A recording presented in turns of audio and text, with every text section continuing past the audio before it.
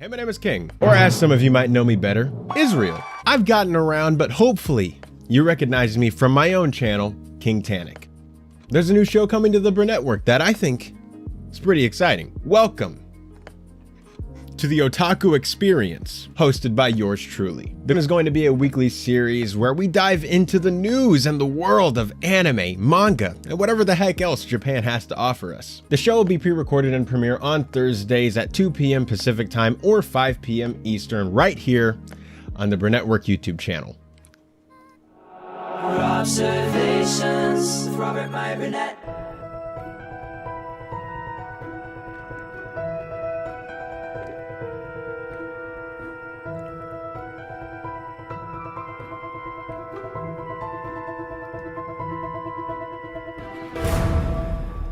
Well, greetings, imagination connoisseurs. Once again, it is I, your Duke of Dope Discourse, your master of fun and wonder, your viceroy of verisimilitude, your sommelier of sci-fi and cinema, your evangelist of the imagination, your archbishop of Banterbury, and of course, the as-yet undefined existential Mr. Rogers. That's right, me, Robert Meyer Burnett, and I am Rob casting at you. You, imagination connoisseurs, you members of this, the Post-Geek Singularity community. This is Robservations, episode number 833. First of all, I want to say a big thanks to Star Trek Picard showrunner Mr. Terry Matalas and everyone at Paramount and CBS for putting on a beautiful premiere of Star Trek Picard Season 3 at the Grauman's or TCL Chinese Theater in Hollywood, the same place movies like Star Wars so famously opened. They show the first 2 episodes of Star Trek. They showed the Next Generation and Disengaged. Was it Disengaged? Was that the name of the second episode? I forget, even though I've now seen it 4 times. It was a fantastic night. Everybody involved was there. Patrick Stewart gave a speech. The entire cast of Next Generation was there, including the casts of other shows as well. And then, of course, much of the supporting cast of Star Trek Picard Season 3 was there, including the great Todd Stashwick. And they threw one hell of an after party at the Roosevelt Hotel. One of the best after parties, actually, I've ever been to. I've been going to premieres for many years here in Hollywood, and it was quite a shindig.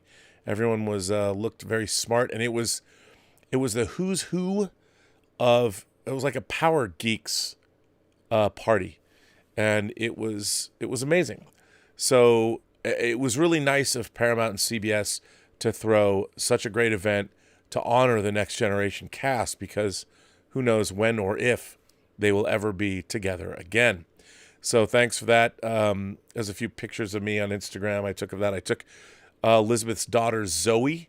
She's 22 years old. This was her first time going to a red, or in this case, blue carpet event. So that was a lot of fun. Full disclosure, I did not get paid to go, even though Terry Matalas and I took a picture together. And right before it was being snapped, Terry said, wait a minute. He took out his wallet, took out a wad of hundies, and pretended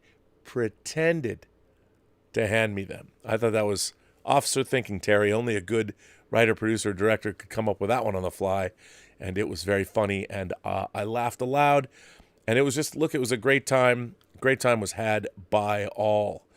So that, I want to thank you for that. Another thing I wanted to bring to everyone's attention. There is something that very few people are talking about in science fiction media circles, because I don't think a lot of people know. For those of you who are big readers, you know that over the last, better part of a decade, and I can never pronounce his name right, Shizing Liu, I think. Shizing Liu, The 3-Body Problem, the Hugo Award-winning 3-Body Problem. This is the first book in the Remembrance of Earth's Past trilogy. It did win the Hugo. It is an outstanding book, and all 3 books are outstanding, and they receive my highest recommendation. As many of you know, Weiss and Benioff, the creators of the TV series Game of Thrones, were slated to adapt these books for, I want to say Netflix, Amazon, I think Netflix. I don't know what's going on with Weiss and Benioff's adaptation of the three-body problem, but that's okay, because Tencent on their channel on YouTube has for free the three-body problem as it aired on Chinese television. Is currently, you can watch all the episodes. I think there's like 40 episodes in the they've adapted the book over 40 episodes or something. Not all the episodes have dropped yet, but to be fair, it's a little Chinese in its approach, a lot of music, a lot of montages in the beginning and the end, but it's very, very compelling. And they've really done a pretty great job of adapting the book. Obviously, it's an adaptation. There's a lot of esoteric, heady concepts in. Now, I think I'm 8 episodes into the series. I mean, there's already 30 plus episodes up, so it is a commitment. But if you stick with it, the first episode's a little hard. It's hard to get used to the Chinese storytelling of it all. And when you're watching it, it's the first episode might be. I beg all of you. It's kind of like I Claudius. You know, I Claudius, the BBC's I Claudius is one of my favorite things that's ever been broadcast on TV. But I always tell people with discerning sensibilities, if you want to watch something great on TV, or get I Claudius. It's only available in standard def because it was shot on videotape. It looks like a soap opera. But the first episode's a little hard to get into.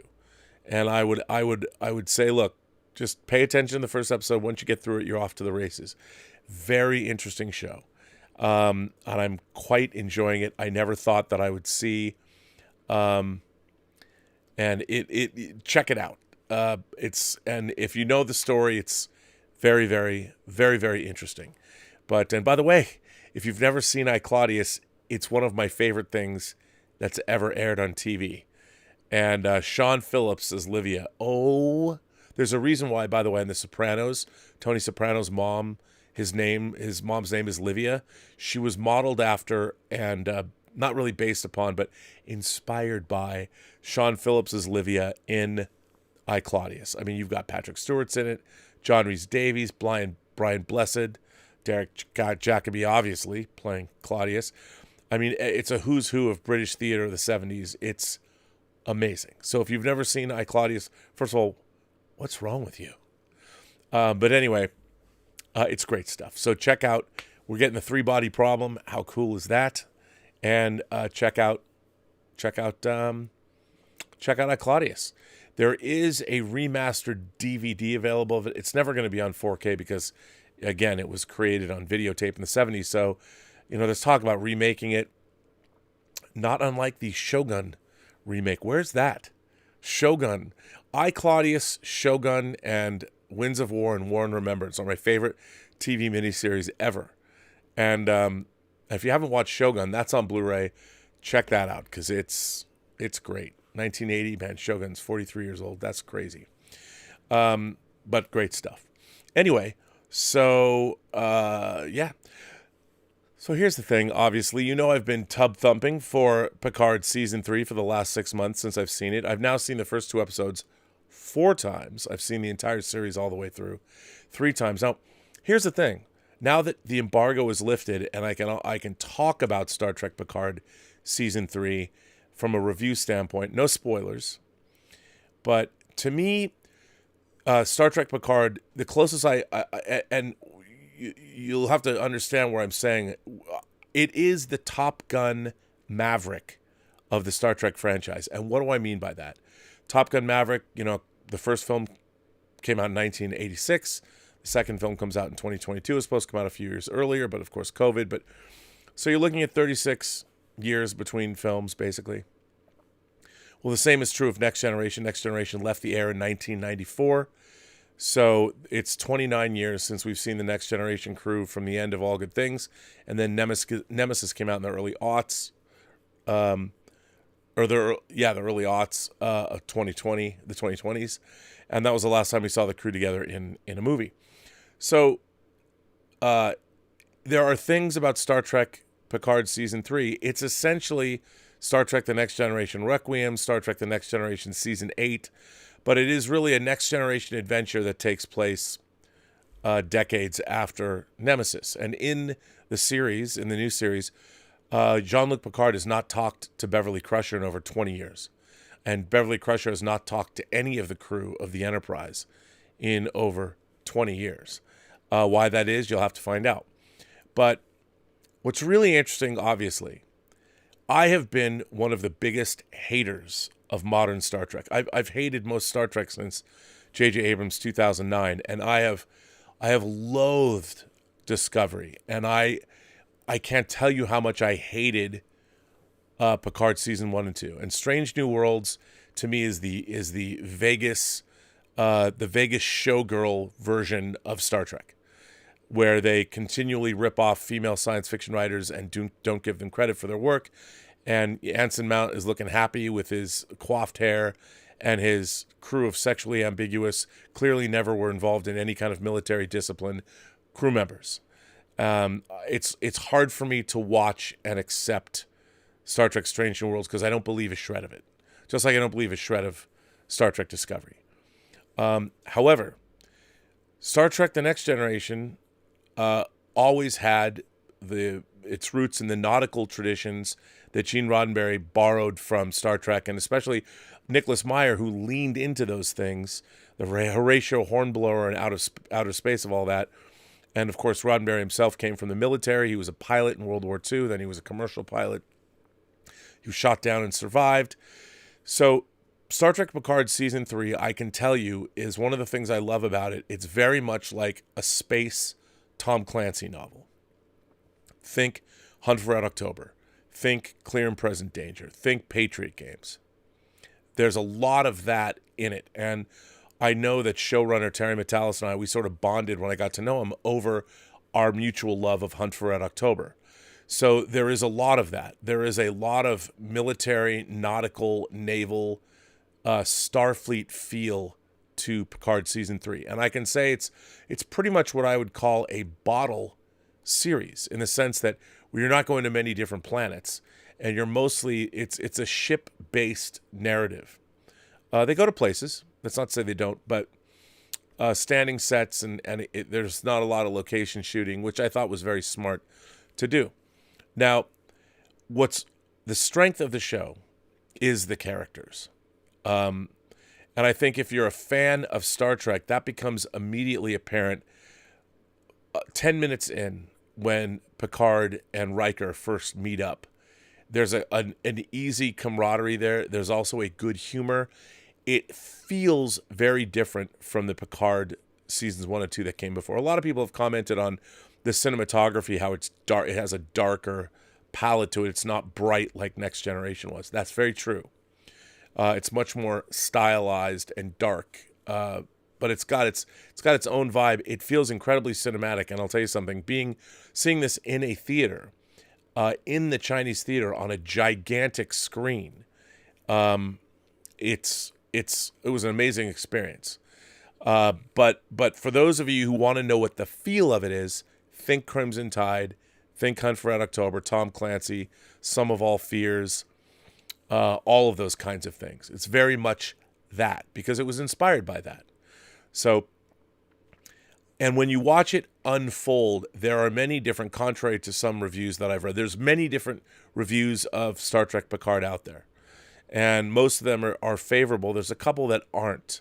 And we're going to get to one of them in particular, because I felt the need to respond to another YouTuber who used this review as some kind of I don't know, proof that Star Trek Picard Season 3 is terrible.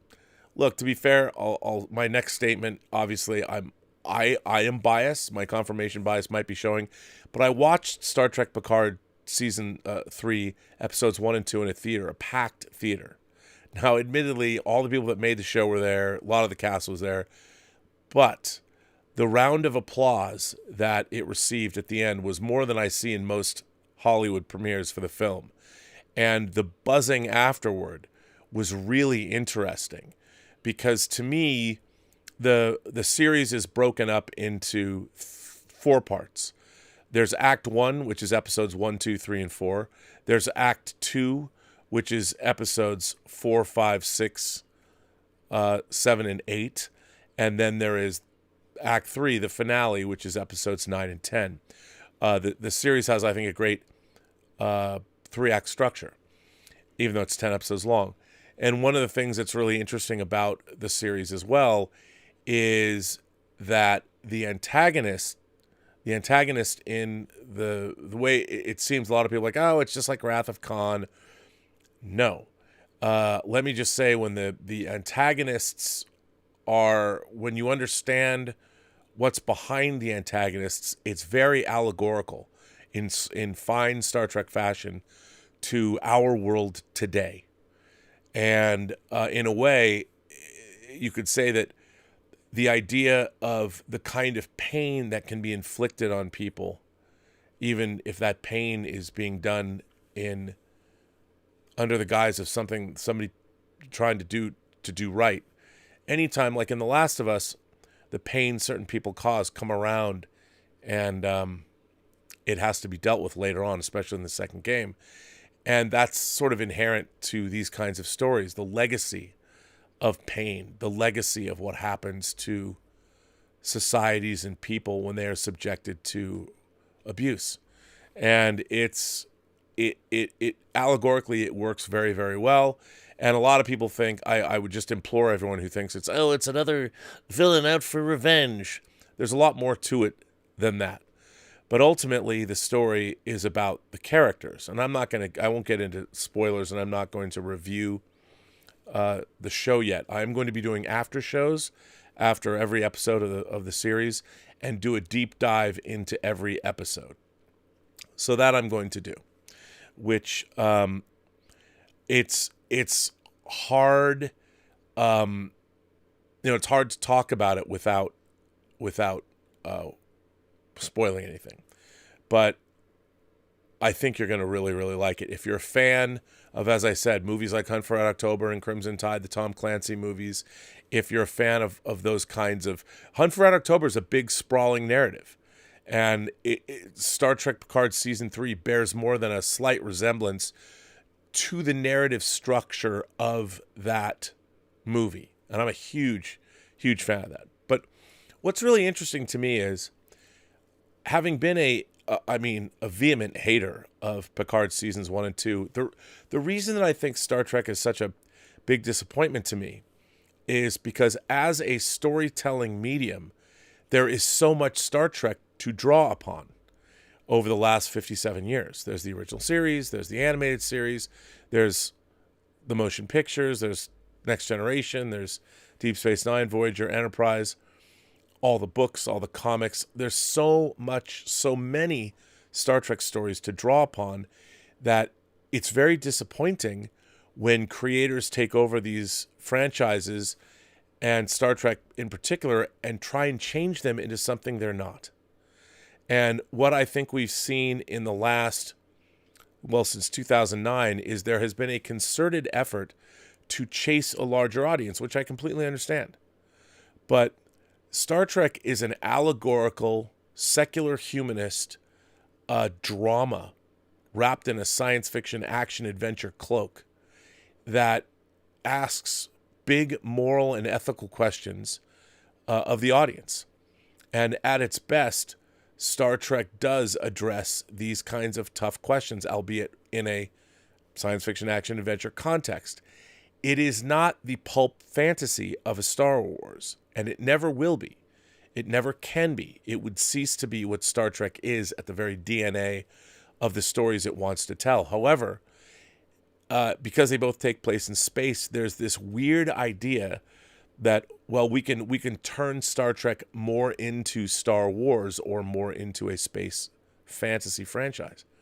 This is impossible. This cannot be done, because that's not... Star Trek would cease to be what Star Trek is. Star Trek at its core is a storytelling medium that uses all different kinds of stories. I mean, the original series and Next Generation and Voyager essentially are anthologies. They just have recurring characters. 1 week you're going to get a humorous show, 1 week you're going to get a romantic show, 1 week you'll get an action adventure, and 1 week you'll get some introspective humanist show. That's what it's all about. That's what Star Trek has always been, and that's what it is at its best. And it's delving into every facet of the human condition through action, adventure, sci-fi tropes. That's what Star Trek is. But when you try and turn it into an action, and like Star Trek Beyond, Star Trek '09, and Star Trek Into Darkness are these big action adventure movies full of explosions and villains, and it really bears very little resemblance to what Star Trek is supposed to be. And I understand a lot of people like those movies. They do. But first of all, they're not blockbusters, and they didn't earn out. All three of them did not earn out. They cost a lot more money than they returned. Because remember, when you look at box office numbers, I implore all of you, remember that the studios get not quite half of that. Maybe they'll get half of it. And remember, if a box office number is $500 million, a studio's lucky to get $250 million back. And remember, they have to cover the production cost of the film, the interest they have to borrow, the interest on the money they borrowed to make that movie, studio overhead, marketing. Star Trek Into Darkness cost more than $250 million to make and to market. They wanted to market it to the international market.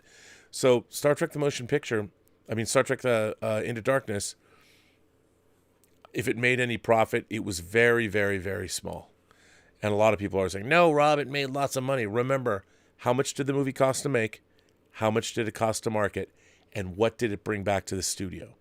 You always have to ask yourself those questions. Well, anyway, my desire, when I see anything, Star Trek, Star Wars, Doctor Who, the three-body problem, whatever science fiction. I mean, I grew up since I was a little kid watching science fiction, fantasy, and horror. So I grew up watching a lot of, and I'll just flat out say it, crap.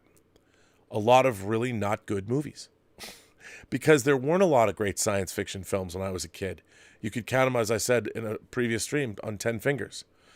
So in my world, my tolerance for things that I think are good, the spectrum in my world is made up of far more things than most people. If you're younger than me, your spectrum of what you love goes down because you've seen a lot less. And that's not a criticism. It's just I'm old. So I began at a young age watching everything. And so, I have a very wide variety of things that I love and things that I don't love. Probably a lot more than most people. Certainly a lot more than most of my fellow YouTube pundits. And again, because I'm older and because I started at a very early age and I was right there at the ground floor of the home video explosion. So I was able to get access to all these things and luckily see a lot of these things in the theaters. I mean, nowadays, I think the problem, I don't know if it's a problem, but my problem with modern fandom is that modern fandom grew up in an era where all the good stuff was here. I mean, if you go back Back to the Future is 38 years old this year.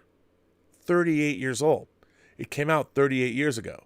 So if you're, say, 35, 30, what you were watching when you started watching films and you remembered them, like let's say you're born in 1990, right? You're born in 1990. You're 33 years old. You turned 33 this year. Well, in 1990, think about everything that had come out before. So you're playing catch up, and that's just a generational thing. It's not a good or bad thing. It just is. And no one should be criticized for the time that they're born in. But the things that people that are younger, they got to see all the good stuff. When I was a kid, there wasn't very much of it, like at all. And so my tolerance for crap is probably a lot higher, or tolerance for science fiction films from the days of yore when special effects technology wasn't what it is today, or wasn't what it was 40 years ago in the 80s. I mean, Blade Runner is 41 years old this year. All the movies that are, what turns 41 this year? Star Trek II, Poltergeist, Conan the Barbarian, John Carpenter's The Thing, Tron. All these movies are 41 years old this year in 2023. So if you were born, if you're 50, you were 9 when Star Trek II and Poltergeist came out. You were 9 when Blade Runner came out. Were you watching these movies when you were a kid?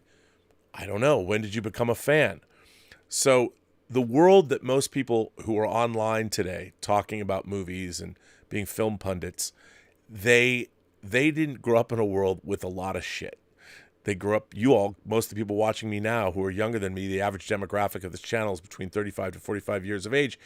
You lucky folks got to grow up in a world where you got to catch up with stuff that's great. When I was growing up, I mean, we had the Planet of the Apes franchise, which was awesome, but talk about the law of diminishing returns. Although I have a soft spot in my heart for all the Planet of the Apes movies, only because I grew up with them. Even Battle for the Planet of the Apes. And I had the Power Records, of all that stuff. And it was, so all of that's ingrained in me. So again, my tolerance level is probably different than yours. And so the thing is, when I'm seeing things, I'm taking into consideration, when I review things, the entire pantheon of most of the science fiction and horror movies that I've seen from the dawn of, beginning with George Méliès's A Trip to the Moon, which I have a Blu-ray steelbook of. So my depth of viewing goes back pretty far. But that also, and I've read a lot.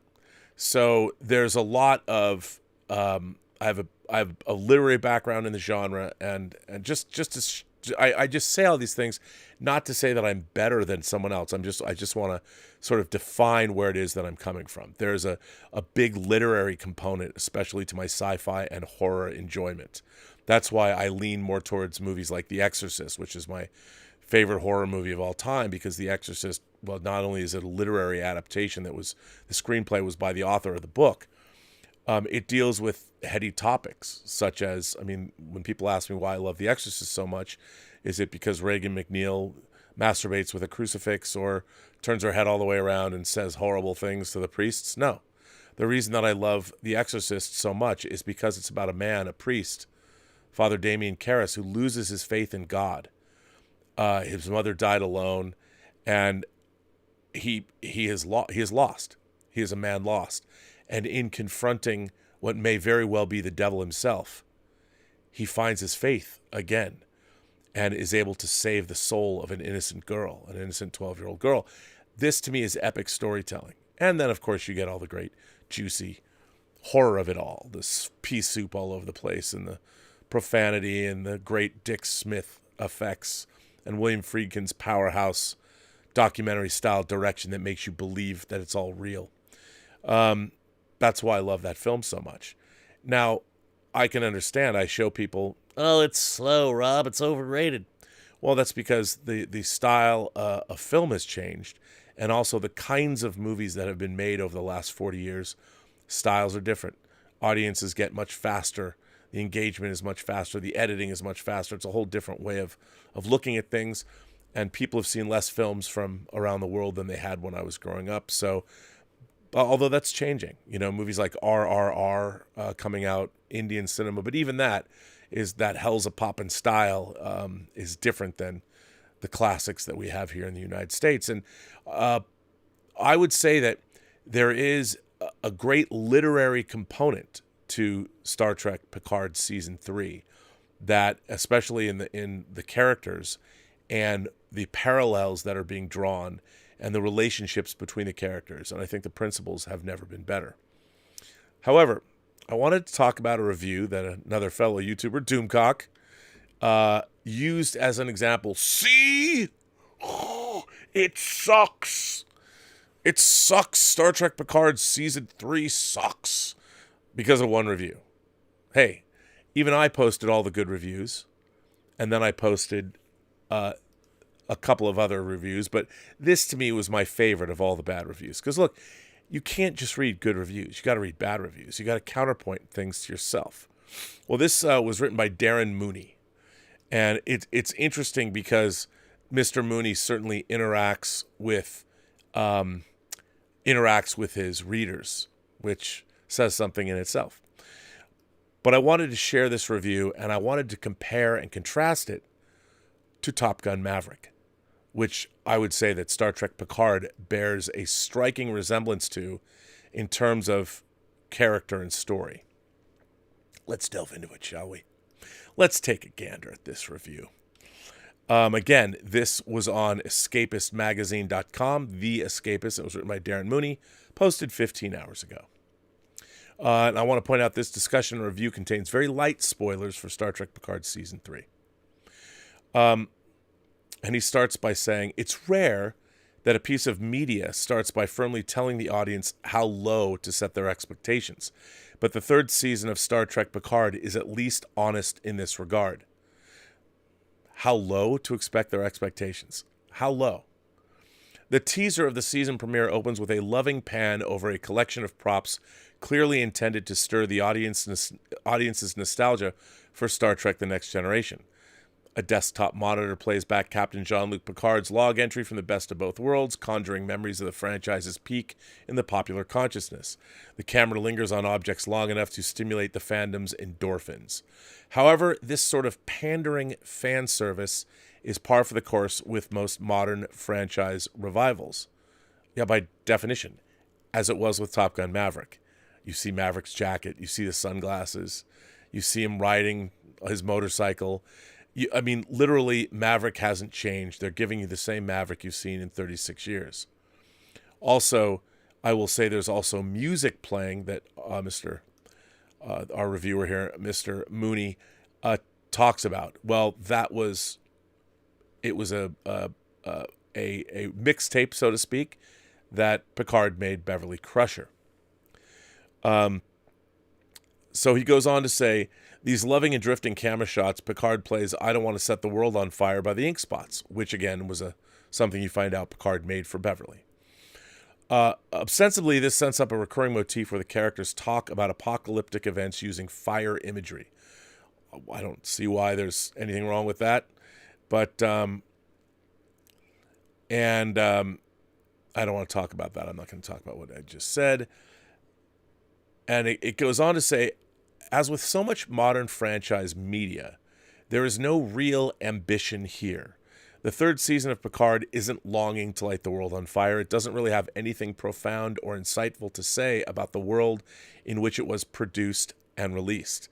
It doesn't have a strong authorial viewpoint. It doesn't even have a real sense of purpose. It just wants to be liked and presumed by the presumed target audience of hardcore fans desperately yearning to be reminded of the next generation. I would say that nothing about that statement is at all true.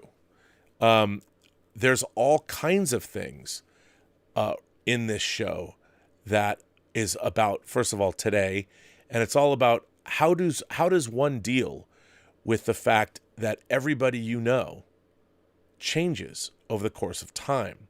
The people that you knew 30 years ago, you can't expect them to be those same people, and they are not. And the fact that we learned that Patrick Stewart, Jean-Luc Picard, has not talked to Beverly Crusher in 20 years is case in point. You learn about that in the very beginning of the show. Why is that? What happened between them? And this entire series is all about how the characters have had to deal with the intervening years and the things that have happened to them. There's a very strong sense. You meet Geordi LaForge and his daughters. Geordi is sort of estranged from one of them, but not from the other. Why is that? We've never seen that before with Geordi LaForge. He's never had that aspect to his character. Worf, people think, oh, Rob, he's a pacifist. He's not a pacifist, but he's learned that maybe he needs to change his ways, jumping in, looking for a lost honor or jumping into the fray without taking, as Worf, you'll see, he just has taken up a few different thoughts about where he should be as a Klingon. And while he says he uses the term pacifism, he is not by any means a pacifist. But the characters, as you meet them, they've all grown and changed. Riker lost a son. What does that do to a relationship between a husband and wife? That's a part of the show. We saw that with the Nepenthe. I can't believe I'm referring back to an episode of Picard Season 1, but there you go. I am. The thing about this show is made for adults. And when I say adults, I mean middle-aged people. That's where it's coming from, and older. it is definitely something that as you get older, you will definitely appreciate where this show is coming from, about how life changes. You don't get necessarily everything that you wanted. And yet what's really interesting is this isn't it's not fan service, but it makes the show deeper and richer. And it deals with issues that we're all going to have to deal with. What it doesn't do is it doesn't provide the easy pew, pew, pew answers that so many people have become accustomed to. The cut scene storytelling, that is where J.J. Abrams lives when he directs something. It requires that you stop and listen, this show, to what's going on. It requires that you listen to the characters and what they're saying to each other. Because to think that it has nothing profound or insightful to say about the world in which it was produced and released, I would say that is incredibly wrong-headed, and I want everyone to pay particular attention to our antagonists and why they are who they are and why are they doing what they're doing. And if you think that doesn't relate to our modern age, you're not watching very closely. It just wants to be liked by the presumed target audience of hardcore fans desperately yearning to be reminded of the next generation. I would say that anyone who watches this show will get something out of it. It doesn't desperately want to be liked. It will be liked by hardcore fans of the next generation because it's true to that show. The characters are true to themselves. The problem with Picard seasons 1 and 2 is that Patrick Stewart was not playing Jean-Luc Picard. He was just being Patrick Stewart, incorporating his own life's backstory into his character. And it didn't work. Because, one, as we saw in Star Trek, the original series, mental health was literally dealt with in 2 episodes directly, where they had sanitariums, where they had facilities where people went to be cured of any kind of mental illness. And that was, of course, first season's Dagger of the Mind, and third season's Whom Gods Destroy, where you see a penal colony and a mental rehabilitation facility. So they have dealt with mental health. Picard season 2 asks you to believe that somebody who is mentally ill and suicidal won't get the help they need, which completely contradicts the Star Trek that came out in 1966. So when you're watching that, and part of the reason that so many fans hated these shows is you look at this and go, the people that wrote this, do you remember what Star Trek was all about? Did you pay attention to these episodes that came out, in the first season of the original series? The irksome thing about modern Star Trek is as if the people who watch the show, look, I get it. When you go back and you watch the original series and Next Generation, they do look very quote-unquote dated. But the thing is, smart people can look beyond that and understand the writing in Star Trek, the original series, is as crisp as it ever was. You go back and watch Balance of Terror. You compare that to their ripoff of Balance of Terror on Strange New Worlds, where they didn't even understand what was so great about Balance of Terror. It's not even in that episode. They've done things like leaning into, one, they stole it from Dorothy Fontana, or actually they stole it from Margaret Wanderer Bonanno's book Burning Dreams, that I'm getting my captains mixed up, that Pike knew what his fate was, which is stupid. I mean, that's such a dumb conceit because then you're trapped by it. But anyway, now it's interesting. Again, I don't want to get into a lot of these actual specifics.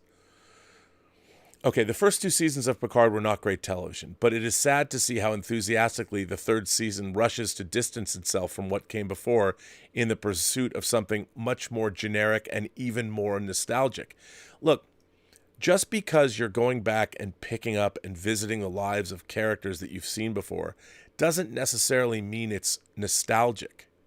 The thing about Star Trek Picard Season 3 is it's telling you where these characters are, let's call it now, for lack of a better term.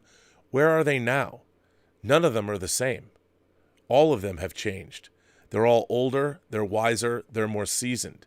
And when you go back and you're given something, when characters come back and you're meeting them again, would you say that The Color of Money is nostalgic for The Hustler, for the audience? Fast Eddie Felson looks back at his own life. I mean, for those of you who don't know, The Hustler came out in the 60s. Color Money came out in the 80s. They're based on books by Walter Tevis, who actually also wrote Man Who Fell to Earth, that Alex Kurtzman sequelized. By the way, if you want to read a great science fiction book, read Walter Tevis's Mockingbird. It's great. Read Mockingbird. So if you look at that, you can do a story about a character that comes back 20 years later that has regrets, and it doesn't have to be a nostalgia play. Star Trek The Next Generation might be nostalgic for us because it makes us remember where those characters came from. But why it's so worth watching is because it's about who they are now. How have they changed? How have they aged? What's different about them? Why have Beverly Crusher and Jean-Luc Picard not talked for 20 years? What's she been doing? Why is she out on the final frontier on the edge of the Federation going to war-torn planets and delivering medical supplies? She's become a doctor without borders. That's fascinating stuff. She's not the same Beverly Crusher she was when we last saw her in Nemesis. She's new. She's different. She's of the now. So this idea that it's not more generic and more nostalgic.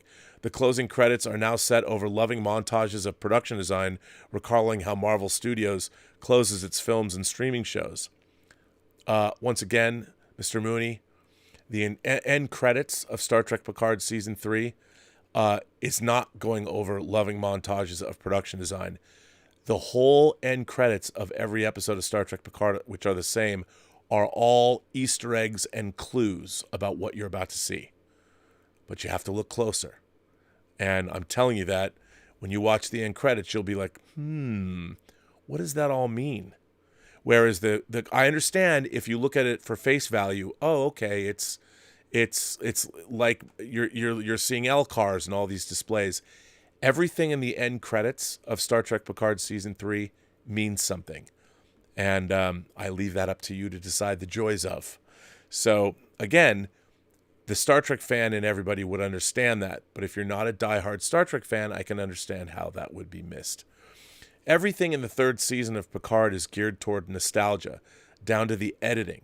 Older Star Trek shows were populated with Easter eggs, the backgrounds of the sets decorated with props from earlier adventures for eagle-eyed viewers. These objects were part of the universe's texture, but not the focus. A casual viewer might miss them. In contrast, Picard frequently cuts into scenes with a close-up on an object of nostalgia, a copy of Picard's famous painting of the Enterprise, or of Seven of Nine's model of the Voyager, as if worried the audience might somehow miss it. No, these are establishing character traits and what our characters still care about. That's the whole point of it. Seven of Nine was rescued by the Borg by Voyager. Voyager would be one of the most... It's like somebody wearing a cross who was saved. It's not about nostalgia going, ooh, there's the Voyager. And also, they subvert these things as well. Those trinkets. And by the way, it's a commentary on us as well as being a commentary on the characters of the show. It's as much a commentary on the audience of Star Trek fans as anything else.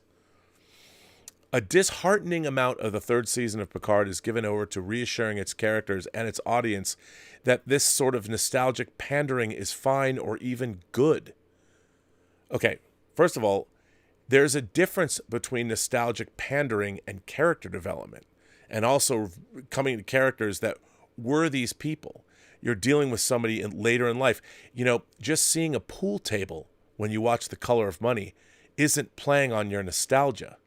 A pool table is a representation of the passage of time for Fast Eddie Felsen. At the beginning of Color of Money, Fast Eddie doesn't play pool much anymore because of where he used to be. A pool table matters. It's not supposed to elicit a response that says, oh, I remember when he played pool and he's going to play pool again. It's partly that, but there's a lot more there. The problem is you have to be an adult to get what's going on here and to see how carefully and lovingly constructed this show really is. And then he goes on, there's something profoundly depressing in this. Not least because this scene marks Laris' only appearance. This is something Laris said to him. None of this is depressing, but it is all dealing with the fact that people get older and change. That's what this is all about, and people make decisions that they regret in their lives. There's a lot of that, especially in the life of Jean-Luc Picard, not Patrick Stewart, but I mean in Jean-Luc Picard. That's why it's great. The third season of Picard assures us his greatest adventures lie behind Picard and that there's nothing undignified in chasing the ghost of a memory. By the show's logic, it's a better choice than trying to boldly go into the future. Much of the publicity around the third season is focused on the nostalgic return of most of the primary cast of The Next Generation. Again, it's best not to get into plot details for fear of spoilers, but there's something curious in how the third season of Picard doles out its continuity cameos. It structures their delivery across the 6-episode screen for the press. Some characters appear early, some later, some are teased and then show up, some are treated as big reveals, the solution to the mystery boxes in earlier episodes. It isn't until the end of the 6th episode that it feels like the entire ensemble is truly in play. Yes, because that's good storytelling. That's how things work. Not everybody's introduced in the first 10 minutes. Hey, everybody, here we are. They're organically introduced based on how the story unfolds. So I would say that, again, this review goes on to say there are a number of reasons why Picard might have adopted that approach. It might have been based on the schedule of certain performers dictating the amount of time and the window of availability to shoot it. It may have been a budgetary concern with the production team trying to allocate their resources effectively. Well, it's always about that in television.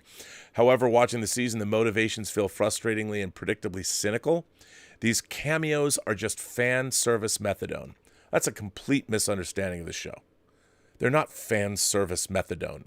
You know that the cast of The Next Generation is coming back. These characters are coming back, and they're all here for a reason. They all are here for a specific purpose. And that's, just like in Top Gun, when you see Goose's son playing Great Balls of Fire. There's something to be said for that. There's nothing that pandering in Star Trek Picard Season 3.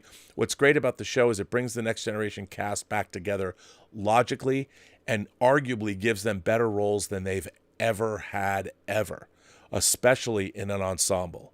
They're way better together than they were in all 4 Next Generation movies combined. And to say that see, here's the thing. When there's so much of when, and I get it. No one's more cynical than me when it comes to modern Star Trek. I hate what they've done to the franchise. I hate the fact that the stewards of the franchise are Secret Hideout, and Alex Kurtzman was at the premiere and got up and said, I've been involved with Star Trek since 2007. I don't necessarily think he should be proud of that. Under his watch, Star Trek has yet to be truly successful, truly monetarily successful. You look at Paramount Plus, they're looking at Star Trek going, oh, well, I guess Star Trek was started by Gene Roddenberry. It was pitched as a wagon train to the stars.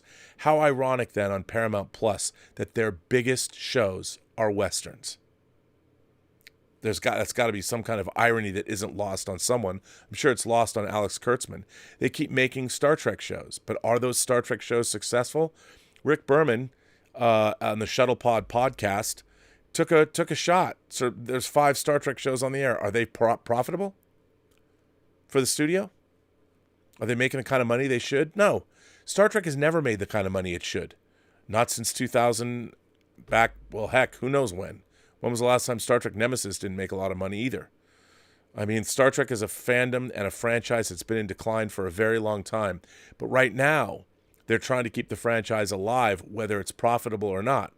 And what they've done, if I controlled Star Trek, I would have different creative teams.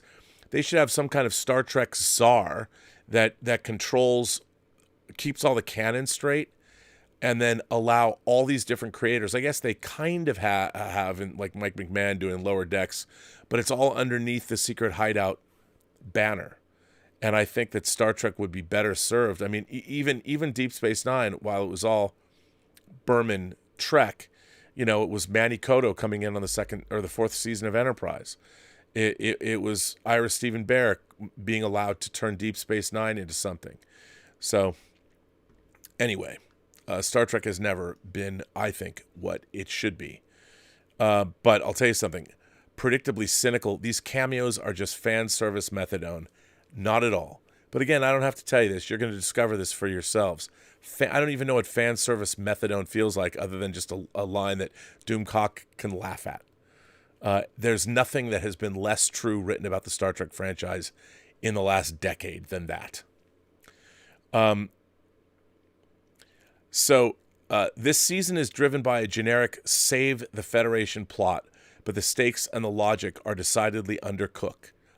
The show makes clumsy gestures toward the idea of succession, and I won't go on and read that. But the younger characters exist largely as a means of validating the importance of their parents.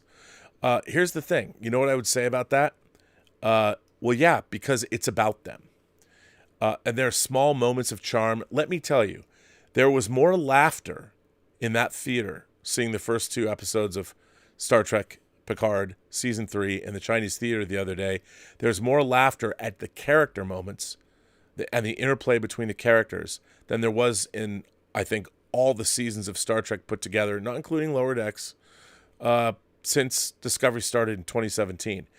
And at the end of Season 2, there's an exchange, a wordless exchange between 2 characters. And when they see each other, there's an unspoken conversation that happens between them that, I'm telling you, the audience was shedding a tear in that theater.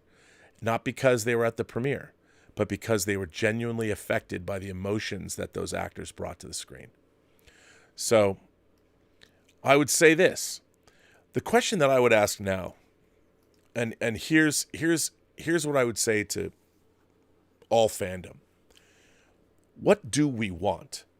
I mean, we are now stuck in an endless cycle of regurgitation because those are the things that sell. That's why I'm so, once again, if you want to see something really interesting, remember Weiss and Benioff are adapting this. I implore all of you to go check out The Three-Body Problem, the Chinese adaptation of this book. As I said, it's very Chinese. It's available on YouTube to watch now for free. I think so far there's the first 30 episodes, and I believe they're just dealing with the first book. There's 3 books in the trilogy. It's an incredible story. And it won, as I said, the Hugo Award. It's very interesting, and it's very heady. It's the opposite of what you're used to. But to me, it's the kind of science fiction I grew up with. It's very literary, and it is a pretty astonishing adaptation of the books. I'm sure that when Weiss and Benioff do it, it's going to be much more, look, it's deliberately paced, and it's different from what you probably are used to. But it's definitely something that you should take a look at. But what I would say is this. You know, I find it ironic, talk about looking back at your own life, that I am now the guy that's out there on the forefront talking about how great Star Trek is now. I used to say that and when I was a kid, and everyone made fun of me for it. And now as an adult, I'm being made fun of again. I think Star Trek Picard is the best Star Trek has been in the last 20 years. And I think all you have to do is watch it and see. And I think, you know, whether or not you love something, just keep in mind that entertainment is the product now, whether it's a video game that might have gotten released this week. The people that worked on that video game, thousands of them, put in years sometimes of their lives to create a great experience. Now, to me, a video game is much more than the sum of the originator of the franchise it's based on. A video game is all about the people that made the video game. And it's interesting. You should always remember, where did people come from? You know, people weren't born rich. Some people might have been born into money, but some people also, maybe a single mom that was trying to do something to pass the time with their kids, created something that ended up becoming very successful. Who knows? But Star Trek is the product of many, many different people who've worked on it over the years. But just keep in mind that all of this entertainment is made by other people. And no one sets out to make something terrible. They're trying to make something they think is good. Unfortunately, there's a lot of creators that wind up working on projects they have no business working on. Or they're projects that people who are working on them think, let's make it different. Let's take my beloved franchise. I never liked this franchise very much. Let's turn it into the franchise I do like. And that happens a lot too. And that's unfortunate. And we don't like that. But here's the thing. Now we live in a world where fans themselves are going into things wanting to hate them. I mean, as a matter of fact, they're getting their emotional satisfaction from their own hatred. Why? Because it's, as someone once said, easier, more seductive. And I think that we as fans, if we want to change things and get stuff that we like, we have to support the things that we enjoy. You have to call it like you see it. To hate something before you've seen it is illogical. Now, look, I understand. We live in a time when I am so sick and tired of virtue signaling in my entertainment. I have said the Burnett axiom, never put your universe before your characters or your story. Same is true of an agenda.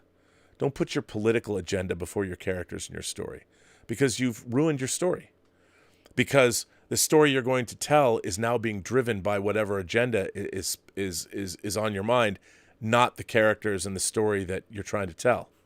Your story is, once again, it becomes fraudulent, and you are a fraudulent creator. If the points you wanted to make are not inherent to the story you're going to tell, then the story you're going to tell is maybe not the story you should be telling. Figure out a way to tell the story. If you want to address certain issues, science fiction, fantasy, and horror is always a good way to do it, because you can make them allegorical. You know, that's what the great thing is about sci-fi, fantasy, and horror, is you can address any issue you want, but you make it metaphorical. What, after all, are the classical monsters? What are they supposed to be? You know, what is Seven of Nine? Seven of Nine is someone that was literally transformed from a human into a Borg and wrestles with her own identity. Who is she? Who are they? Are they part of the collective, or are they a human being? Both, maybe, or neither. You know, that's one of the really interesting things you can do with Seven of Nine as a character, or Annika Hansen, depending on your point of view. And even that comes into play in a beautiful way in Star Trek Picard Season 3. And it might be subtle, but if you want to do some messaging, and you want to do something that is done cleverly and with real emotion, look at how Seven of Nine is treated throughout Picard Season 3 and what they do with her name, or names. And ask yourself, what is this directly addressing? Perhaps in a roundabout, allegorical way, but really beautifully done in a science fiction context. You know, a lot of people won't even get it. But those that do will say, that's the way to do something in a science fiction show. Well done. So anyway, I would ask this. We as fans, if we want to get better shows, if we want to get better programming, we have to support the things that we love, and we have to go up on the mountaintops and scream about it and tell everyone. Star Trek Picard Season 3 is great. It's a return to form for Star Trek. But again, it might not be for everybody, and people are clearly looking for different things. But, you know, it's too easy to call something a methadone of nostalgia, whatever that means. So, you know, if I would make something, I'd want the heroin of nostalgia. I mean, I wouldn't want methadone. Come on. I don't want to be a recovering addict. I'm a real Star Trek addict. I want to get my works.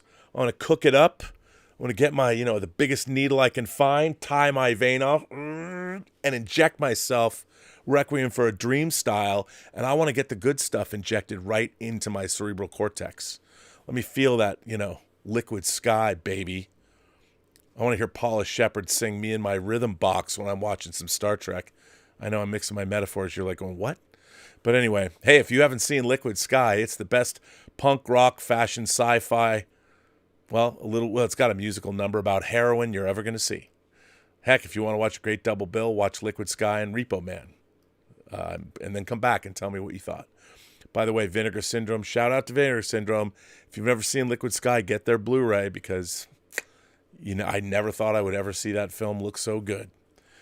But there you go. But anyway, let's see. What do you guys think? What are you going to say? I don't know. The tip function is available. It's the tip line is in the description below. And My Rhino says, I'm guessing you binged Star Trek Picard Season 3. Better to wait and binge after all episodes released, or watch it weekly. Also, the stories on the new Fox series The Accused remind me of classic Twilight Zone. Is that based on the movie, the Jodie Foster movie? Look, here's what I would say. I would watch Star Trek Picard because there's a lot of fun stuff to discover that you don't want spoiled for you.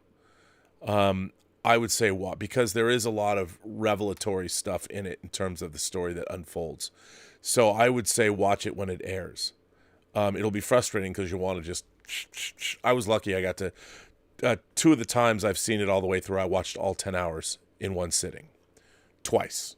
The first time I saw it, I had to do it in 2 sittings. But the next times were... I got to see them all together in 10 hours. V, who's been a member for 5 months, says, wondered your thoughts on the 7,000 Disney layoffs due to low subscribers. Do you think they can get back in the game and put out enough new content? Going to be checking Picard Season 3. I lost interest on the first season, as many people did. Well, that's a good question. I mean, here's the problem. I think the idea is that what you want to do is you want to increase your subscriber base. But what you want to do in the streaming world is keep your subscribers. And the fact is, you can't catch Netflix. You can't look at Netflix as a model of what you think you're going to be. Disney has limited material on their streaming service, and they're appealing to only really one demographic, and that's families. And they're not going to make the money that other streamers make because they don't have the diversity of material. And they're not doing things like Love is Blind that become zeitgeist shows for a couple of weeks and everybody signs up to see them. And it's unfortunate that they had those layoffs come. But the problem is, like everyone else, everyone thinks that, hey, happy days are here again. We're gonna make as much money as we can right now. This is a long game, man. And I think what a lot of the streaming services have understood is that they were trying to make all this content. Content is expensive. And when you're like Disney Plus, you've only got a finite of stuff that you can put on your streaming service. And it was no surprise to me that they had to do that.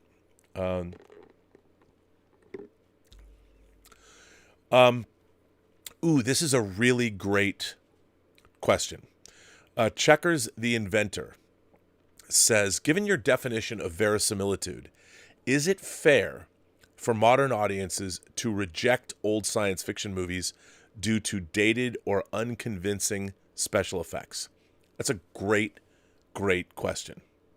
So for those of you who don't know what my favorite word, verisimilitude, means, verisimilitude means the quality of being real.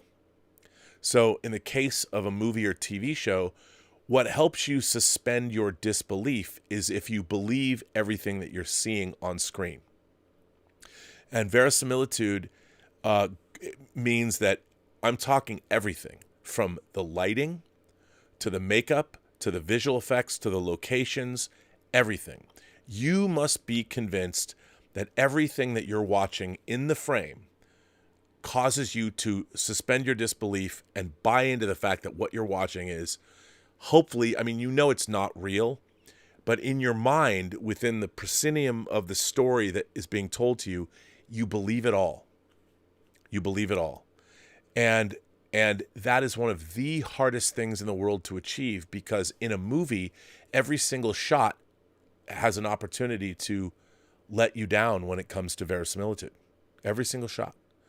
And it's incredibly difficult to create. And all the departments in a movie who work in production, whether it's from the director and the writer to the cinematographer, all the way down to everybody whose work appears on the screen, all of it has to work together to create that sense of verisimilitude.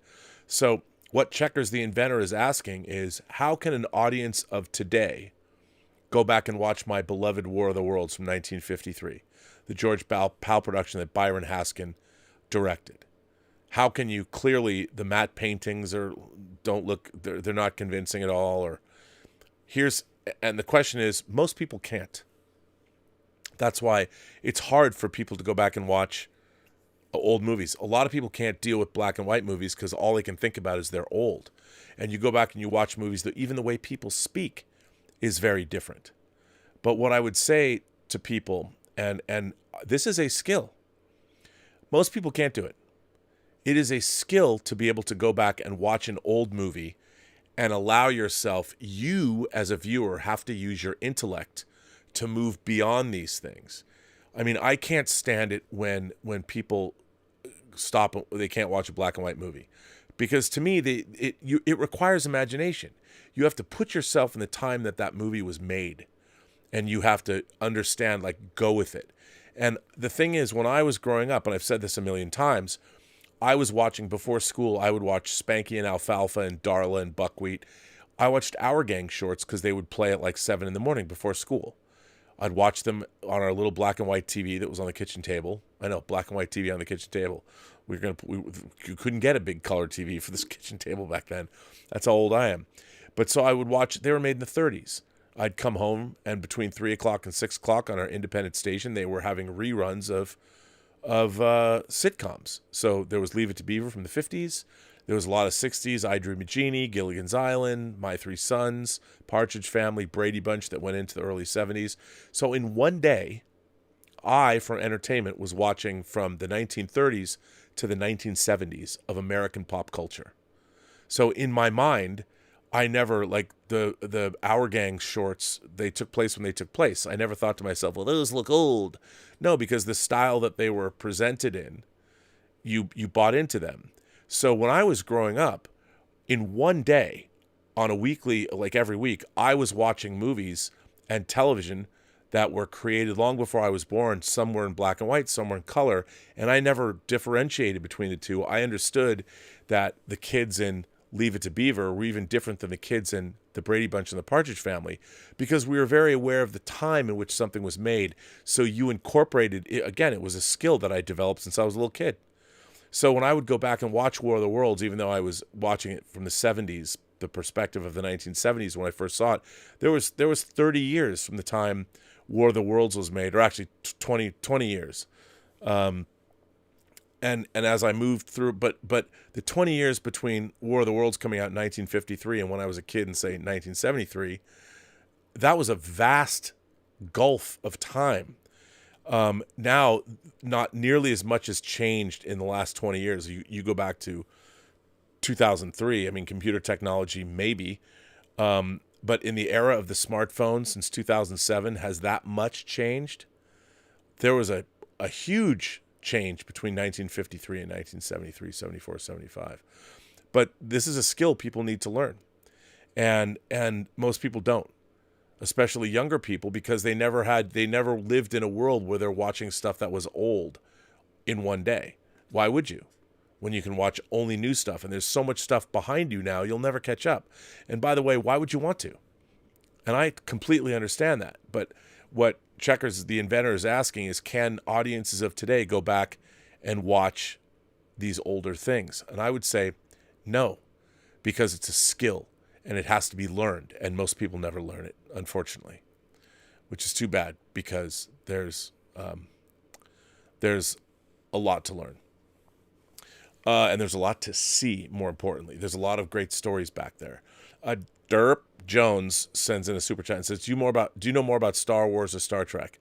Well, I know a lot more about Star Trek, to be honest. I mean, I've covered it as a documentarian. I was a paid Star Trek consultant.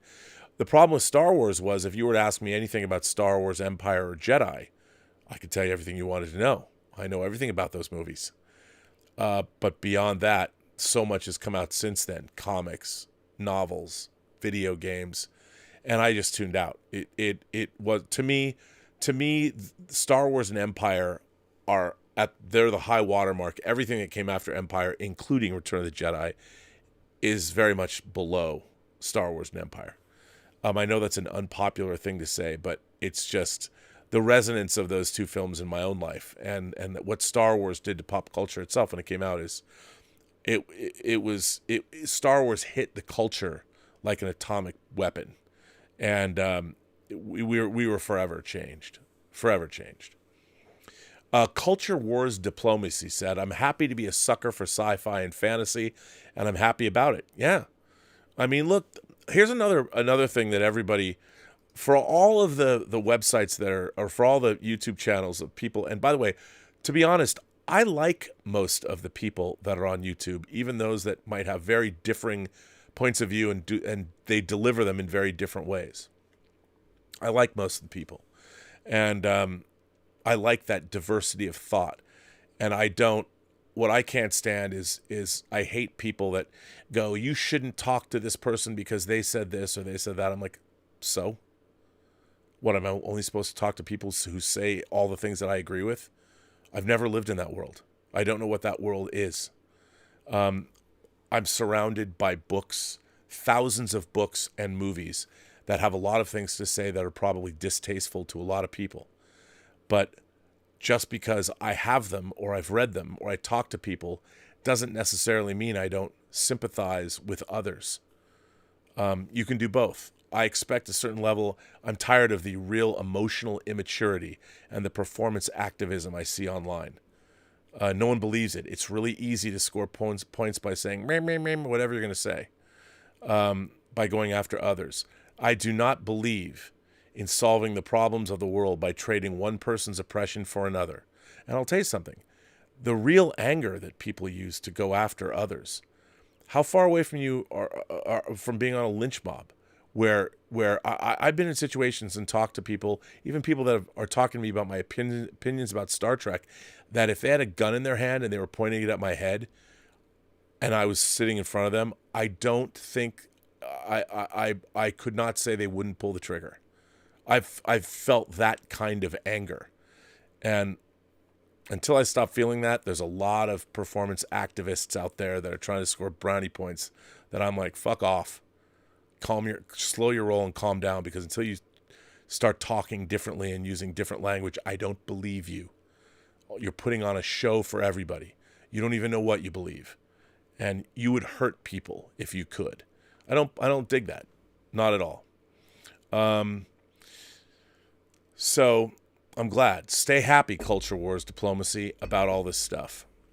And remember, you cannot trade one oppression for another, which is what a lot of people are happy to do these days. Joshua Karp says, Ernest, wait, something jumped ahead. I didn't even see this. Anthony Zappin says, no one should forgive Kurtzman Trek after they effectively rewrote Kirk's story in Strange New Worlds, so Kirk became captain of the Enterprise due to Pike's time crystal crap rather than Kirk's incompetence. Oh, I don't. I totally agree with you. I don't consider the thing. Here's another reason why I hate modern Star Trek, because on one hand, they want to mine all the stuff that other people did and not pay any attention to the stories that they're mining. And let's give Spock a learning disability. Who the fuck are you to do that? He's not your character. You can't go back and fundamentally change these characters because you want to do things willy-nilly to do change a character like Spock at his expense so you can bolster up your new character. You know, Michael Burnham. You know, people. I'm mad because that's shitty writing. And it also, you know who does much better at that? Star Trek novelists. Star Trek novelists bend over backwards to try and keep great continuity. People like David Mack and James Swallow and Christopher Bennett. Read any of their Star Trek novels. They're so far beyond the modern Star Trek stories that we're getting. I would say this, one of the things I also love about Picard Season 3, it was like reading a great Star Trek novel. Because the people that write Star Trek novels love Star Trek. That's why they put pen to paper or keyboard to virtual space to write a Star Trek novel in the first place. It wasn't to make money. I'll tell you that. So, Anthony, you know I park our shuttlecrafts in the same shuttle bay. Groovy Don't Play is a new member of the channel. Thank you for the support. I appreciate that. Our friend King Tannic, Israel, has a new show right here on the Burnettwork called The Otaku Experience. It drops every Thursday at 2 o'clock Pacific time. If you are an animation fan, it's essential. But, King Tannic, what's up with you putting your animation awards on Twitter? Come on, man. Where's that show? That should be a bonus show. Give us that. King Tannic says, I might give Picard Season 3 a try, even though I've only seen the motion picture. I probably won't actually, but just imagine it. Love you, bud. Well, King Tannic, you got to watch. If you don't know who the Next Generation characters are, look, to really enjoy Star Trek Picard Season 3, you should have watched all of Next Generation and most of Deep Space Nine, at least Season 4 on. I would say that. And you have to know who Seven of Nine is. Ernest Rister says, Robert, thank you. The Fantasia Anthology, the Lord of the Rings Appendices, the Next Generation Supplements, that's one of two.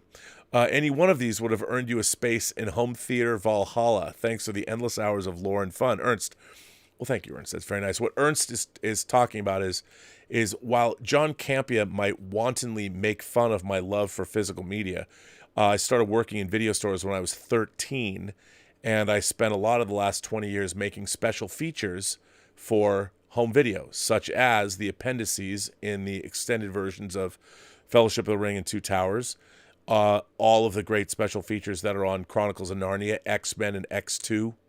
I worked for 3 years creating all the special features with Roger Lay Jr., with the Akutas as our consultants on Star Trek The Next Generation and Star Trek Enterprise. Most recently, I worked on a horror film I produced called The Hills Run Red that came out on Scream Factory in 2020. We did those special features. I worked with director Dave Parker during the pandemic to create 8 hours of special features. So, Ernest, it means a lot that you would mention that because, as you know, judging from the work, we put a lot of time and effort into those special features. Joshua Karp says, I'm a big fan of yours. I love the Trexperts. Free Enterprise and Deep Space Nine in 4K, please. Well, hopefully, we're trying to get Deep Space Nine. I'm not trying to get. I'm trying to get Free Enterprise on 4K. I've been interviewed. If you look up, like Robert Burnett says, Deep Space Nine and Voyager might never be in 4K. There's an article, which is true. The Next Generation took 4 years and about $14 million to translate all 178 episodes into HD. And you need a team of people who can work for 4 years, and Deep Space Nine would be more expensive than that. And I don't know. I don't know who would do that. The Sundowners Club says, Rob, I see Jimi Hendrix, Freddie Mercury, and Elvis behind you. Who is in the lime green suit who is on the end with the acoustic guitar? Well, that's what the Sundowners Club is referring to is my 6-scale supergroup. And, okay, so it's Hendrix, Bowie, Freddie Mercury, Prince, Elvis, and John Lennon. John Lennon, I feel guilty about guilty, not really, but the John Lennon figure, which is a great figure, was made by a company called Molecule 8 that did not treat its creators very well and soon went out of business. So, yeah. So that's my band. I got Kurt Cobain coming. There's another Prince figure that has been announced. The Prince figure I have is custom. But yeah, it's what a figure it is. So I'm waiting for. I need a keyboardist, a bass player, and a drummer. I know some people say that they made the Germs action figures. What I'm waiting for, I'm getting Ryan Gosling. They made a Zeb figure from La La Land. Comes with a piano. So Zeb's going to be my keyboardist, even though he's not real. And then I don't know who my bass player is going to be. I wish somebody would make Peter Hook from New Order so I can have him slung low. But until then, who knows? But thanks for noticing. Tom Jr. Jackson says, hey, Rob, good to see you. Well, Tom Jr. Jackson, it's always good to see you. We're all goof people. And tonight, just remember, we are doing Lael Rockwell and I are doing Midnight Musings at 9 p.m. Pacific time, midnight Eastern time. So we look forward to seeing you there. That's always a great time. Ronnie Koff says, I was hoping to say hello, but missed you at the Picard after party. Talked a while to Doug Drexler and Barbara Luna. I can't believe it took until season 3 to get Doug involved. That was another problem. Why not? That was something else. There was no continuity. There's no thought. I have shelves of Star Trek and Star Wars reference material. Why not go look at that? I don't understand. T. Kane says, evening, my Viceroy. Is the problem with today's Star Trek the bastardization of legacy characters or just overall tone being more flash than substance? Well, I think it's both. Honestly, I think the real problem is writing. I think that Star Trek has become generic in terms of its writing. I think the people that write Star Trek don't know much about science fiction. They don't know much about speculative fiction. They don't know much about, science fiction, fantasy, and horror as a genre and the literary. It's first and foremost a literary genre. And how can you write great science fiction if you've never read great science fiction? How do you understand it? And that's the problem. I don't believe there's a lack of understanding of science. I mean, when they ask us to believe that one psychic kid burned all the dilithium in the world because he crashed on a planet and his DNA was affected by rocks, minerals, all this. I mean, I look at this, I'm like, what the... There's no scientific... I don't believe any of that. Part of the reason that I hate Star Trek Discovery as much as I do is I don't believe any of it. I don't believe the set design. I don't believe the ship design. I don't believe the uniforms. I don't believe the characters. I don't believe the storylines. I believe nothing. There's nothing credible or believable in Star Trek Discovery. I dare say it's probably the worst science fiction television show ever made. I know, as much as people like it, and I get it, there's some people that feel seen and represented by the characters. They're terribly written. I want everyone to have representation, but bad representation is worse than no representation. I mean, really bad. The 31st century as depicted in Star Trek Discovery is the most unimaginative, disappointing future that I've ever seen depicted anywhere. And I've seen all the crap in the world, let me tell you. I mean, Wild, Wild Planet. And for those of you who are watching right now, go to well, maybe when you're done with the show, go watch the Franco-Italian co-production. All you have to do is watch the trailer. Watch the trailer for 1965? 1965's Wild, Wild Planet. All I can say is it's like The Matrix. You have to see it for yourself. Now remember, when you watch that trailer, remember at the time, this was actually a pretty serious attempt to make a good science fiction movie. But remember, that's what I grew up with. Just so you know.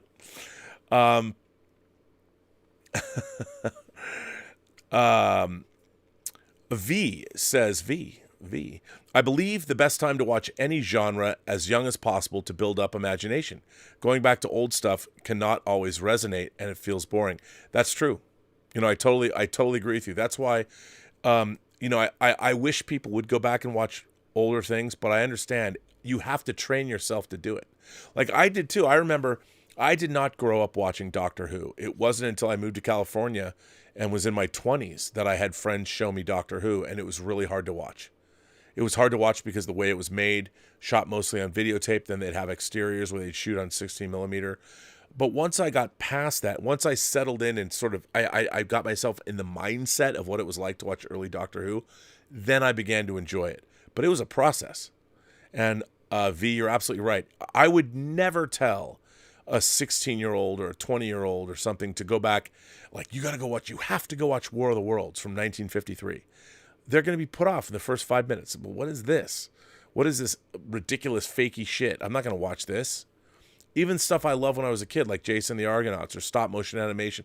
The great stop motion animation of Ray Harryhausen, or Willis O'Brien. As much as I love that stuff growing up with, you can't tell a kid who's already seen Jurassic Park to go back and watch Beast from 20,000 Fathoms or Valley of the Gwangi. It's not going to work unless you start them young. So I'm not saying people that are older are a lost cause. It's just that I don't think, unfortunately, the truth of the matter is you're not going to get, unless the story is very compelling. I still think Forbidden Planet, anybody can go back and watch Forbidden Planet because there's this, even though it looks obviously very dated, very retro, when you watch Forbidden Planet, there's a seriousness to the approach that sucks you in. And even though the effects are quaint, they're still beautiful to look at. Even the matte painting that when the C57D sets down on Altair, I think most people can get into that. And the weird electronic score. So I tell people, I have no problem telling people to watch Forbidden Planet. I mean, I love War of the Worlds, and again, I think it if people will watch it, they'll see, wow, that was pretty cool. But most people, I would not recommend things like that, which is sad. It's sad. But you're absolutely right, V. Anthony Peterson says, love your writing advice to never put a world and theme before characters and story. These execs need to take a screenwriting 101 and 102 course to learn the basics. Well, it's true. I mean, look, for people that, and for all of you aspiring writers and all of you aspiring studio executives and all the people that are at the studios maybe who are watching the show right now, I understand everybody wants to make the money that Avengers Infinity War and Endgame made. But remember, Infinity War was movie 21 and Endgame was movie 22 in a 23 cycle Infinity Saga. And if you go back and you watch Iron Man 1, because a lot of people forget about this.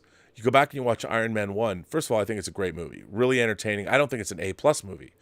I would call it maybe A-, B+. But it's an intimate story of one man's realization that what he has given his life over, what he actually is.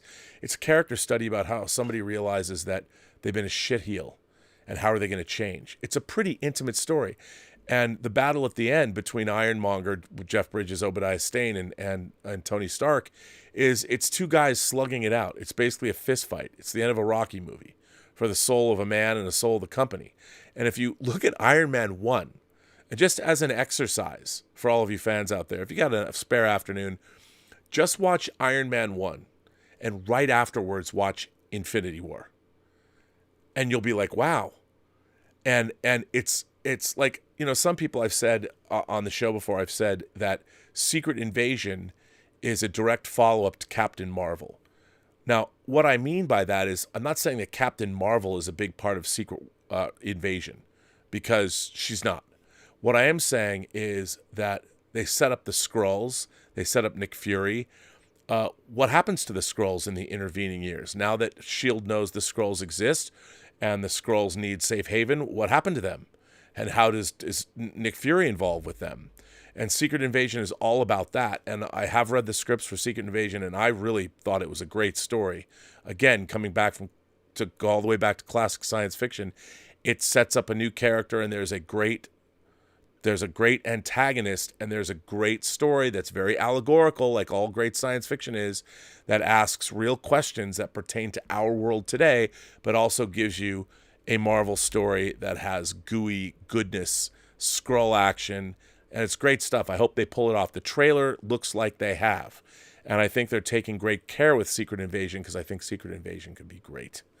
And of all the Marvel shows, all of them, I mean, I was excited for WandaVision, but of all the shows that, other than Moon Knight, which to me was a huge disappointment, Secret Invasion I am deliriously excited for. It is classic science fiction. It's allegorical. I hope they pull it off, because I really loved it. Justin Toner says, hey, Rob, have you seen the new sci-fi show, The Ark? That's the Dean Devlin produced show. It just debuted. I watched the first 2 episodes. I like it. It's a colony ship that runs into a disaster a year out from the planet and them trying to survive. Okay, Justin, I want to watch it. But as everyone knows, I think the Gone with the Wind of a space ark and things go awry is the Swedish film Aniara from a few years back. If you want to watch a great science fiction film, Aniara, that's the stuff. It's essentially The Ark, but different. But I'll still watch The Ark. Our friend Sonny Dominguez, who's been a member for 20 months, rescued drunk friend last night who was the same strippers that got $15K from him previously, tracked him via his phone. Always have a wingman, kids. Wow, those strippers, $15K. You know what my question to you is, though, Sonny? Did he get them to squirt? That's all that matters, right? R.J. McReady. That's, if it was R.J. McMurphy, you've either got a Thing reference or One Flew Over the Cuckoo's Nest. Good evening, young sir. I actually just finished Star Trek TOS for the first time and loved it, especially the episode Tomorrow is Yesterday. Tomorrow's Yesterday is a great episode. Lightspeed Breakaway Factor. That was a great episode. By the way, if you liked Tomorrow is Yesterday, it's not exactly the same thing, but watch the Deep Space Nine episode Little Green Men. As a matter of fact, I often watch those 2 episodes together. If you can find, I think Deep Space Nine streaming on, even if you haven't even seen Deep Space Nine, because you just saw TOS for the first time, you might not know who the characters are in Little Green Men, but you'll get the idea, and you'll understand why I told you to watch it. But congratulations. I'm glad you liked the original series. It's great to hear from you. Joe Antonio sends in a tip and says, Rob, wanted to get your thoughts on what Dr. Psycho could look like in the DC universe. If Wonder Woman is a public figure like the Greg Rucka run, he could be an intellectual adversary a la Jordan Peterson. Ooh, I like that. Or the government could hire him to seduce Wonder Woman like in Earth 1.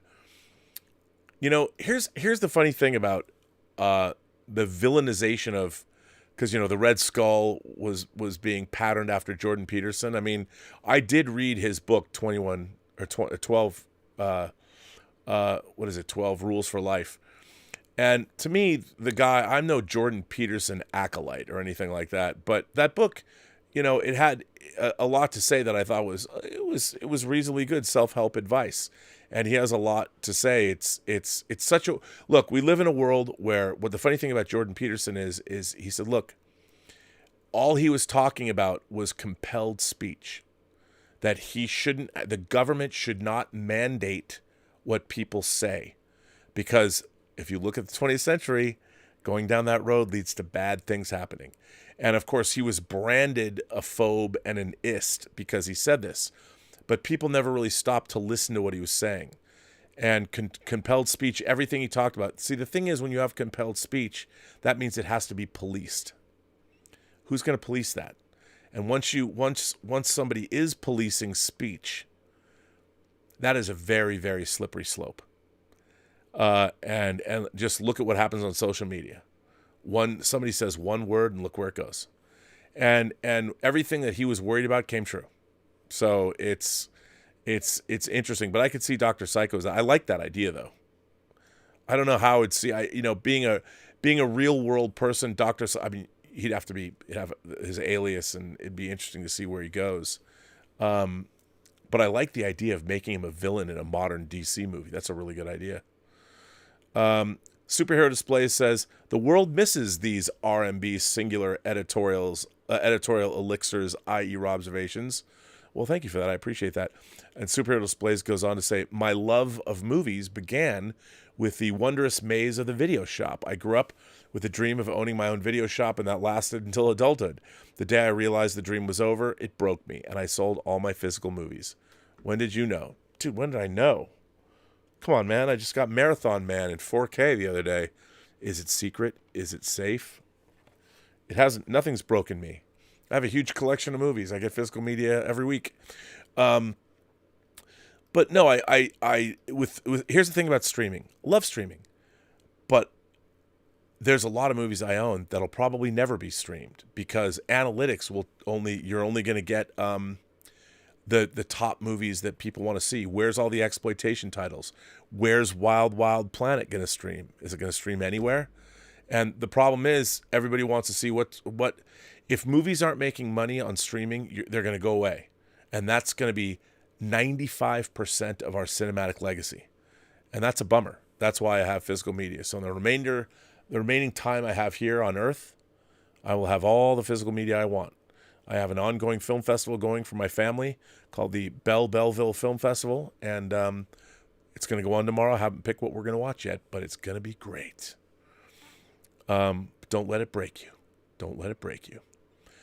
And let's see. Scott Freeman.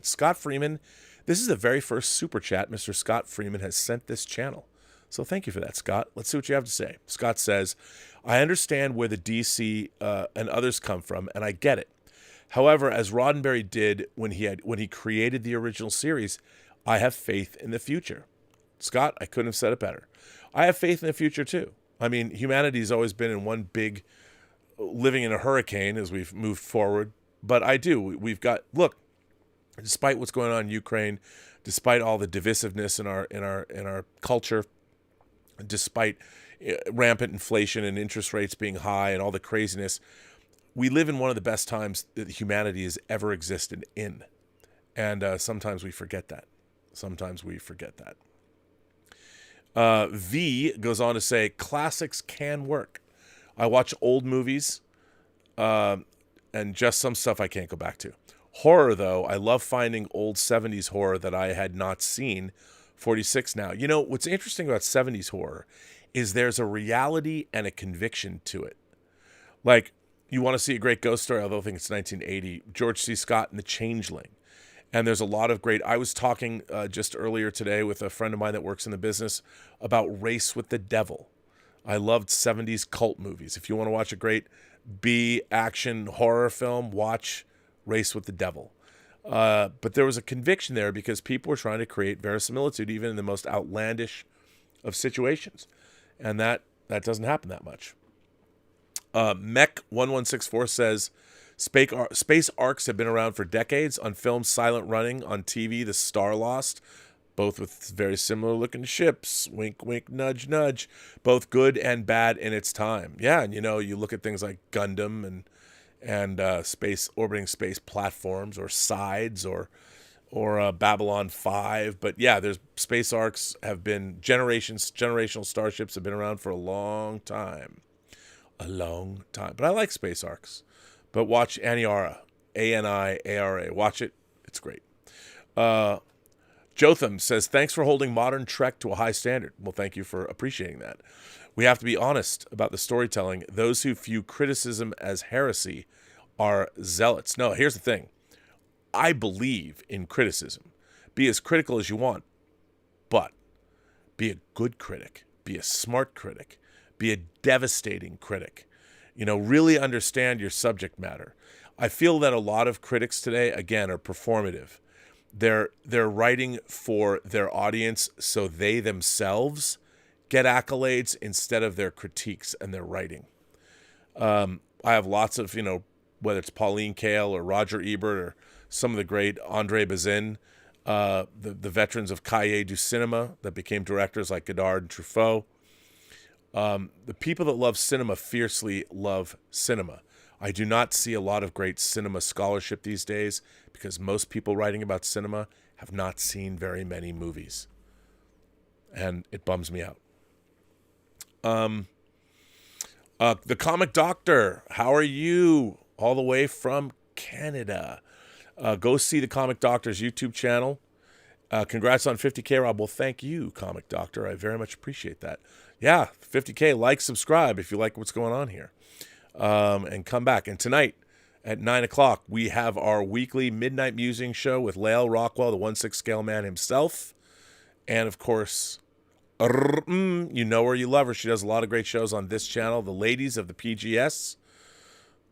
I mean, somebody was like, you shouldn't cover Hogwarts Legacy. I'm like, oh, really? A middle-aged white guy is going to tell two ladies of color what they can and can't talk about on my own channel?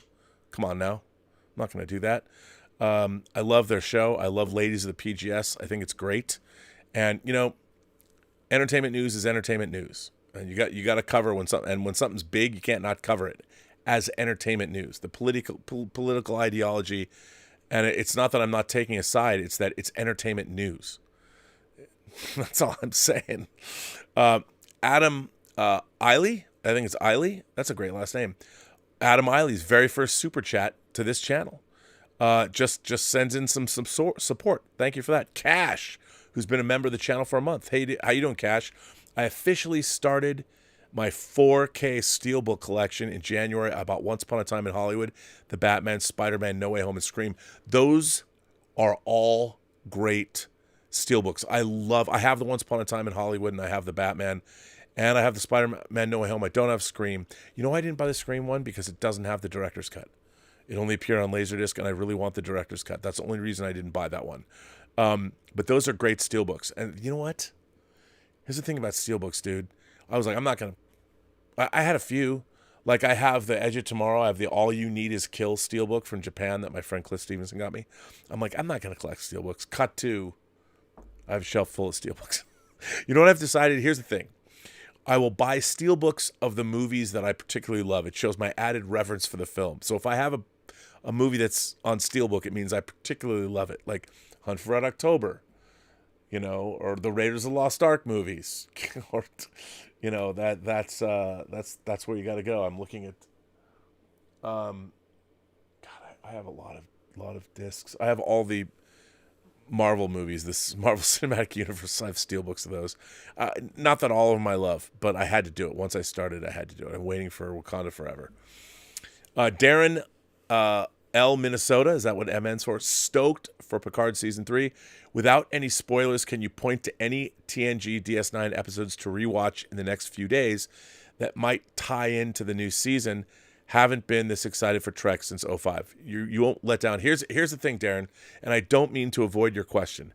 There are some very specific episodes of Star Trek The Next Generation, and Deep Space Nine and Voyager that I would point to, but I can't because they're spoilers. Especially one in particular that pertains. There's an episode, season 5. There's one episode of The Next Generation in particular that is essential viewing before you watch episode 5. And I can't tell you what it is because it would ruin the surprise. And I'm not being cheeky. And I'll tell you, this is as far as I'm going to go. It's in season 7. That's all I'm saying. And you detectives out there, you go forth and you see what that is. Well, listen, ladies and gentlemen, boys and girls, gentle beings, kind souls, however you identify across the 28 known galaxies, you are a part of the Post-Geek Singularity. You are welcome here. So I'm glad to see you. And we're coming back, as I said, at 9 p.m. Pacific time with Midnight Musings with Lael Rockwell and myself. I want to thank my moderators, Brian Hepburn, Tom Jr. Jackson. I know Roberto Suarez was here. I want to give a shout out to Roberto Suarez for a new episode of Que Pasa PGS, which is a 97% in Spanish show. But they do a great job. Alex Montano and Roberto Suarez do a great job. I couldn't be on it today because we had some windstorm and our internet was down, which was quite annoying because, TV too. So no internet until this afternoon. I didn't even know if I was going to get it back tonight, but here we are. And on that note, look, we're days away from Star Trek Picard Season 1 with the episode The Next Generation. It's called The Next Generation. And I think you're really going to like it. I expect, look, I welcome anyone's opinions here about Star Trek Picard Season 3. Just be respectful of everybody. Elon Abadi has been showing me some amazing AI art. Elon says, sorry, I can't join the streams in the near future. I'm going back to school at Hogwarts in the next few days. Yeah, because, man, that's an immersive game. People are loving that game. And when they're not loving that game, they're getting yelled at on social media. Man, a video game's a video game. It's not a political statement. It's a video game that people worked on, a lot of people for a long time. So I appreciate the people that worked on that video game because they did a great job. So Elon, enjoy it, but I will be happy to have you back.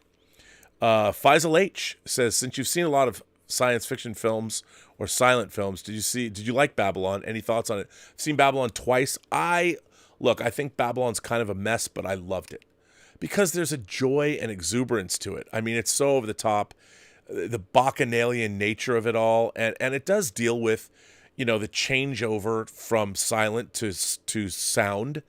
And, there's other movies like the musical Singing in the Rain, which is one of the greatest musicals ever made, deals with the same kind of stuff. But I think Babylon is great. And what an achievement. I mean, people just, nowadays people watch a movie like that, but it's huge. I mean, the staging of that whole extended party sequence with Anything Goes, is amazing. And Damien Chazelle deserves all the credit in the world. He's making the movies that mean something to him. And I'll tell you something, whether you love his movies or not, whether it was Whiplash, not my tempo, whether it was La La Land, whether it was First Man, or whether it is Babylon, the man's an incredible talent. I'll watch anything he makes. So there you go. And on that note, maybe I'll stop talking about Star Trek Picard, except in the after shows. We shall see. Of course, maybe I won't. But anyway, come back and join us for Midnight Musings. And, of course, check out the new, if you're an anime fan, check out King Tanix.